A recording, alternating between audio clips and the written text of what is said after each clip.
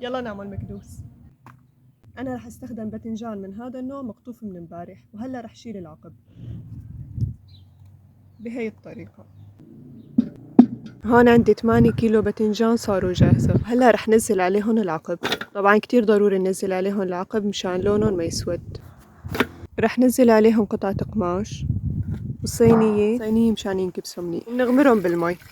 نحط عليهم حجر مشان نكبسهم. مي بدها تكون غامرتهم بهذا الشكل، ومنردهم على نار او على غاز مثل ما بدكم. المهم تكون النار قوي ومنتظمة. لما غلوا هيك رح عاير الساعة وشوف ايش قد بياخدوا وقت. بعد نص ساعة تماما صاروا جاهزة.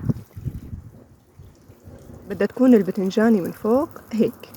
هي ليلي بيحب المكدوس مستوي، وانتو حرين كيف بتحبوا. بعد ما بنكب المي السخنة بنحط مي باردة. الباذنجان حافظ على شكله وعلى لونه ومنظره يا إلهي. وهون عندي فليفلي كمان رح نعملها مكدوس، هلا رح شيل قلبه. هاي الطريقة. هون الفليفلي عم نسلقها ورح نحط الملح مع السلق. كتروا الملح. وبعد 10 دقايق غليان الفليفلي صارت جاهزة. نصفيهم من المي وبنتركهم يبردوا، بعدين بنكبسهم. الفليفلي ما عاد بدها تمليح لأنه تملحت المي. الباذنجان برد وهلا رح نملح.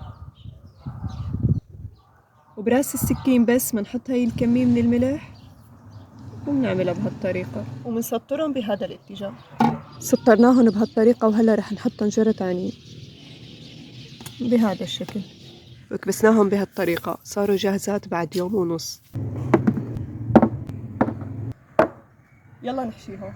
وهيك صار الباذنجان بعد ما انكبس، ناشف ولونه بجنن. 350 جرام فليفلة حمراء يابسة ومفرومة خشن. وهون عندي 350 جرام جوز مقطع، يفضل يكون لون الجوز أشقر مشان المكدوس يحافظ على لونه. 4 معالق طعام توم مهروس. مع التوم حطيت معلقة طعام ملح، وهلا رح ضيف هدول كمان. نص كاس صغيرة زيت نباتي.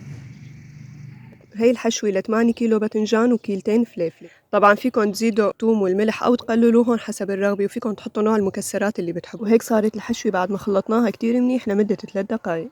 يلا بسم الله. بنكتر الحشوة شوي وبنسكرها بهي الطريقة. صارت جاهزة.